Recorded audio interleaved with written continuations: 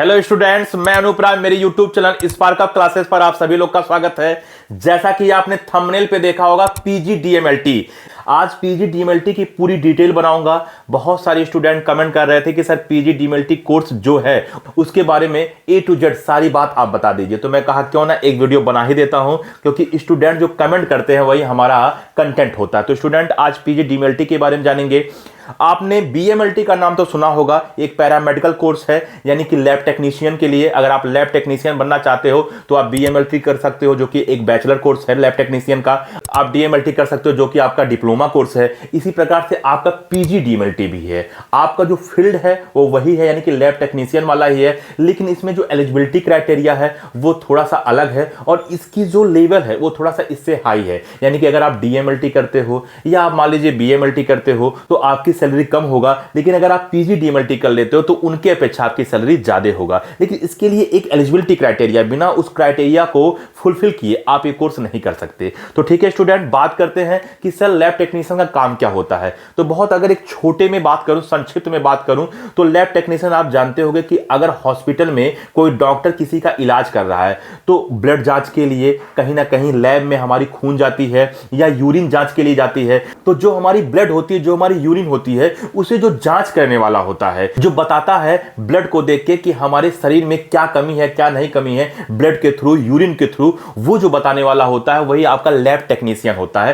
तो एक शॉर्ट में बात हुआ। और हम आपको बता दें, कोई भी चीज का इलाज कराने जा रहे हो, आप टाइफाइड ही चेक कराने जा रहे हो तो भी आप देखते होगे आपका ब्लड का जांच होता होगा। या आपको कोई भी बीमारी हो गया, अगर आप किसी अस्पताल में जा रहे हो, कोई एमबीबीएस कोर्स किया हुआ है, उस डॉक्टर से आप दवा करा रहे हो, तो सबसे पहले आपका खून टेस्ट, उसके बाद आपका यूरिन टेस्ट जरूर कराता होगा। तो लैब टेक्नीशियन का सिर्फ इतना ही काम है। लेकिन लैब टेक्नीशियन के लिए बहुत सारे कोर्स होते हैं। डिप्लोमा कोर्सेज होता है, बैचलर कोर्सेज होता है, उसी प्रकार से ये एक पीजी कोर्सेज है। ठीक, तो चलो एक एक करके जानते हैं इसकी एलिजिबिलिटी क्राइटेरिया क्या है, कौन कौन लोग इसको कर सकते हैं, क्या इसको करने के बाद अब्रॉड में जा सकते हैं नहीं जा सकते हैं, इसको करने के बाद गवर्नमेंट जॉब लगता है या नहीं लगता है, प्राइवेट लगता है कि नहीं लगता है, अगर लगता है गवर्नमेंट जॉब और प्राइवेट जॉब तो सैलरी कितनी होगी, ए टू जेड सारी बात जानते हैं। उसके बाद ही कहीं कोई कमी रह जाता है तो आप बिल्कुल कमेंट कर सकते हो। तो सबसे पहले अगर हम पीजीडीएमएलटी की फुल फॉर्म की बात कर दूं तो इसका फुल फॉर्म है post graduate diploma in medical lab technology, जो कि आपको बगल में लिखा हुआ दिख रहा होगा। स्टूडेंट, अगर हम आगे बात करें, एलिजिबिलिटी क्राइटेरिया की बात कर दें, तो अगर आपने ग्रेजुएशन कर लिया है और आप ग्रेजुएशन बायोलॉजी से किसी भी सब्जेक्ट से किए हो तो जाके आप पीजीडीएमएलटी कर सकते हो, अदरवाइज नहीं कर सकते हो। कहना क्या चाहते हो सर? जैसे बीएससी बायोटेक्नोलॉजी आप किए हो, बीएससी माइक्रोबायोलॉजी आप किए हो, बीएससी जूलॉजी आप किए हो, बीएससी बॉटनी किए हो, BSc life science, BSc nursing या पैरामेडिकल के कोर्स है, जैसे आपका बीएमएलटी हो गया, बीपीटी हो गया, बीएमआरआईटी हो गया, अगर आप ये सब कोर्सेज किए हो तो जाके आप पीजीडीएमएलटी कोर्स कर सकते हो। पीजीडीएमएलटी के लिए कोई ऐसा एग्जाम नहीं होता है, कोई नेशनल लेवल का एग्जाम हो या स्टेट लेवल का एग्जाम हो। सर कहना क्या चाहते हैं, नेशनल लेवल का एग्जाम जैसे सीयूटी का एग्जाम होता है, आपका जेईई मेंस का एग्जाम आपका होता है, नीट का एग्जाम होता है, ये सब नेशनल लेवल का एग्जाम होता है, यानी पूरे भारत के स्टूडेंट इस एग्जाम को देते हैं। और अगर हम स्टेट लेवल की बात कर दें तो जैसे आपका यूपी सीनेट हो गया, आपका यूपी सीपेट हो गया, आपका बीसीईसीई हो गया, ये सब स्टेट लेवल का एग्जाम है। तो ये ऐसा नहीं है कि इसके लिए कोई अलग से एग्जाम होता है, ना ही इसके लिए नेशनल लेवल का एग्जाम होता है, ना ही इसके लिए आपका स्टेट लेवल का एग्जाम होता है। यह डिपेंड करता है किस यूनिवर्सिटी में कोर्स हो रहा है। जिस यूनिवर्सिटी में अगर ये कोर्स हो रहा है तो दो बेस पर इसमें एडमिशन होगा। पहला, मेरिट बेस पे। मेरिट देखा जाएगा कि आपने जो ग्रेजुएशन किया है उसमें कितने परसेंटेज है, यानी कि मेरिट के बेस पर आपका एडमिशन ले लिया जाएगा। या फिर दूसरा आपके पास तरीका यह है कि उसमें एंट्रेंस एग्जाम होता है, वो खुद का एंट्रेंस एग्जाम कराता है और उसके बेस पे इसमें एडमिशन देता है। ठीक है ना। अब आप कहोगे सर अगर हम डीएमएलटी कर लें और सर पीजीडीएमएलटी कर लें तो इसमें कोई अंतर है? हाँ, बिल्कुल अंतर है। जो डीएमएलटी है वो क्लास 12th के बाद ही आपका हो सकता है। क्लास 12th में की आपने पढ़ाई किया, आप डीएमएलटी कोर्स कर लीजिए, वो एक डिप्लोमा कोर्स है। ठीक है ना। अच्छा, अगर आप बीएमएलटी कर रहे हो तो भी आप क्लास 12th के बाद कर सकते हो। जैसे क्लास 12th के बाद बहुत सारे स्टूडेंट बैचलर का कोर्स करते हैं, जैसे कुछ लोग बीए करते हैं, कुछ लोग बीएससी करते हैं, कुछ लोग बीकॉम करते हैं, कुछ लोग बीटेक करते हैं। उसी प्रकार से आप बीएमएलटी भी कर सकते हो, क्योंकि एक पैरामेडिकल कोर्स है। लेकिन अगर आप पीजीडीएमएलटी करना चाहते हो तो आप क्लास 12th के बाद नहीं कर सकते हो। क्लास 12th के बाद आपको ग्रेजुएशन करना होगा, वो भी आपको बायो सब्जेक्ट से करना होगा, जो कि मैंने आपको कुछ बताया, जैसे बीएससी बायोटेक्नोलॉजी हो गया, बीएससी माइक्रोबायोलॉजी हो गया, या कुछ पैरामेडिकल कोर्स हो गया। आप अगर ग्रेजुएशन कर चुके हो और आप बायोलॉजी फील्ड से किए हो तो ही जाके आप इसका फॉर्म भर सकते हो। हाँ, चूंकि मैंने एक बात और भी बताया कि इसकी जो एडमिशन होती है वो 2 बेस पे होगा, या तो मेरिट बेस पे होगा या फिर आपका एग्जाम कराया जाएगा। तो मेरिट में कम से कम 40 से 50% आपका ग्रेजुएशन में होना चाहिए मिनिमम। ये जनरल के लिए बात हो रहा है, ठीक है ना।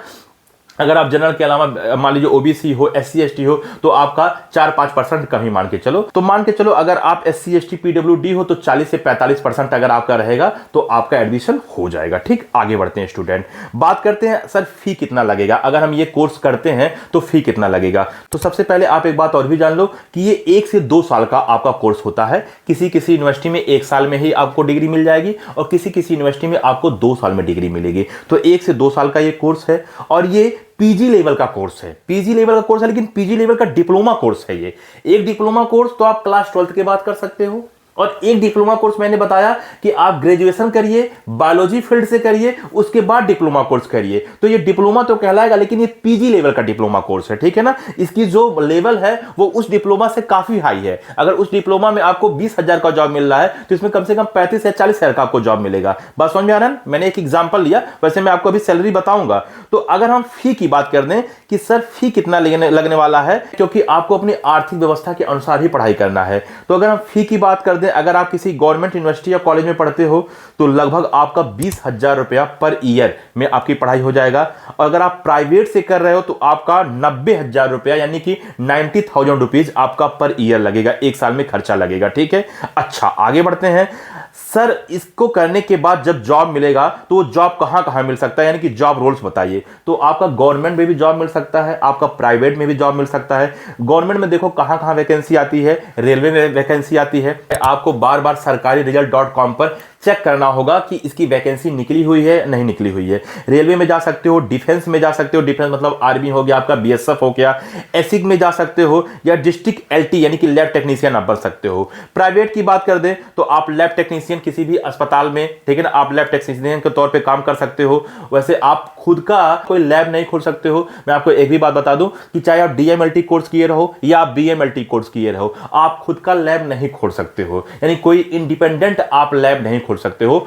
आपको किसी ना किसी से जुड़कर ही लैब खोलना होगा। कहना क्या चाहते हो सर आप? जैसे मान लीजिए कोई अस्पताल है, वहां पे कोई डॉक्टर है, वो एमबीबीएस किया हुआ है, ठीक, या एमडी किया हुआ है, तो आप उसके अस्पताल में एक लैब डाल सकते हो, यानी कि एक पैथोलॉजी लैब डाल सकते हो, ठीक है ना। या फिर आप उसके अस्पताल के आजू बाजू ही कहीं डालिए, लेकिन वह जो आपका लैब है वह उस अस्पताल से कनेक्ट होना चाहिए। तो आप किसी के अंडर में ही रह के लैब डाल सकते हो। ये केवल पीजी डीएमएलटी की बात नहीं हुआ, चाहे आप डीएमएलटी कोर्स कर रहे हो या फिर बीएमएलटी कोर्स कर रहे हो, ये सारे कोर्स की बात है, ठीक है ना।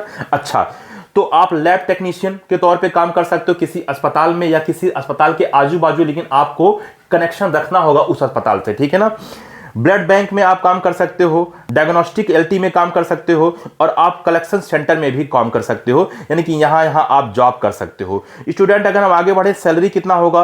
अगर आप प्राइवेट जॉब करते हो तो आपका पर मंथ 25,000 से 30,000 रुपए तक स्टार्टिंग सैलरी होगा, और अगर आप गवर्नमेंट जॉब करते हो तो 30,000 रुपए से 70,000 रुपए पर मंथ आपका सैलरी होगा। क्या सर इसको करके हम अब्रॉड भी जा सकते हैं? बिल्कुल आप अब्रॉड जा सकते हो, लेकिन आपको सबसे पहले एक एग्जाम देना होगा आईलेट्स करके, जो कि आपके इंडिया में एग्जाम होता है। इसमें सबसे ज्यादा मायने ये रखता है कि आपको इंग्लिश आती है या नहीं आती है, क्योंकि अगर आप विदेश जा रहे हो तो आपको इंग्लिश बोलने कम से कम तो आना ही चाहिए।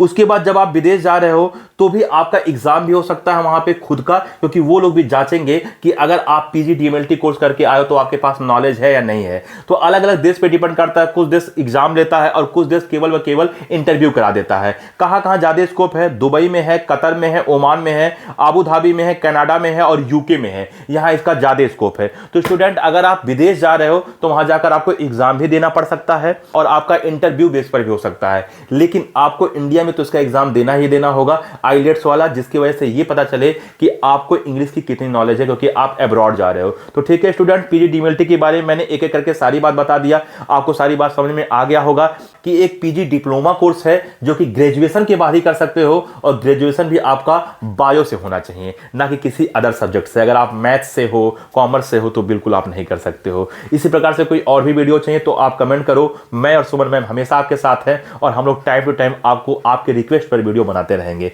तो तो इस वीडियो में इतना ही, मिलते हैं अगली वीडियो में, तब तक के लिए जय हिंद।